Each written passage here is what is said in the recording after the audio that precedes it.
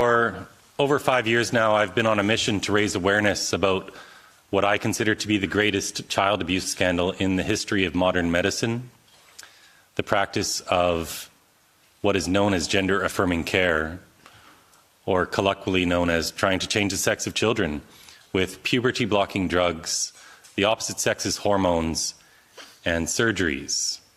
All because of this idea that these children are what is known as transgender. Now, this might be shocking to some, but I maintain that there's no such thing as a transgender child.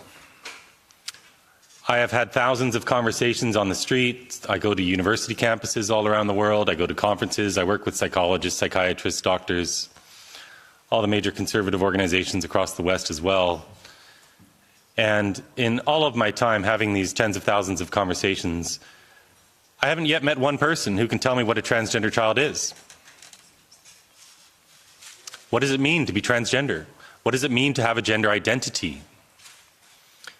I am going to go through a few slides today to discuss what I consider to be really one of the greatest lies ever told in the history of the human race. The positive message we should be sending our kids is that they're beautiful just as they are. Instead, they're getting a message that they were born wrong and they need to change their body.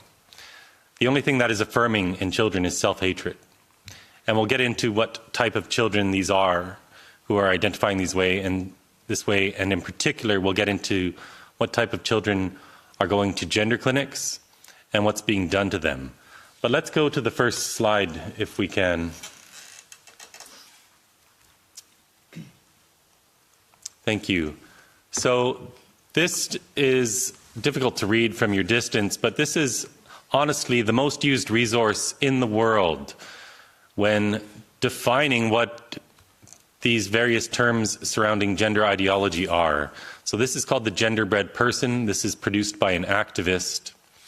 And it defines on the left side there, under gender identity, it says that we're all on a scale of womanness or manness, and that our gender identity is based on our personality, our job, our hobbies, our likes and dislikes. And I would maintain that this is a rather regressive and sexist way to look at what your gender is. What does your job have to do with your gender? What do your hobbies have to do with your gender? Are we going to tell little boys who like to bake with their mom in the kitchen that that must put them on the female spectrum of gender? That's absurd. Are we going to tell girls who don't want to wear dresses and who want to have short hair, perhaps who like to play sports with the boys, that that makes them a boy? This is nonsensical. More than half of the women growing up are what we would call in North America tomboys. It's just more fun, perhaps. You don't have to wear a dress to be a girl. The positive message, again, we should be sending kids is there's no right or wrong way to be a boy or a girl. If a boy is more effeminate, he's not trans. He's just a boy. But this ideology has come along and it's taught our children that if they don't conform to what are these stereotypes, that they might be transgender, that they might have been born in the wrong body, and that the solution for them is to go on drugs that have never been approved for this purpose.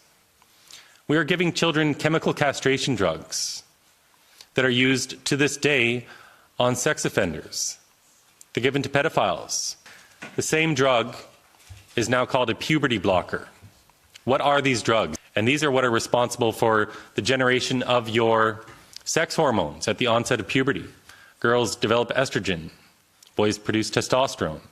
And this is what causes us to generate what are known as our secondary sex characteristics. All the things that happen during puberty.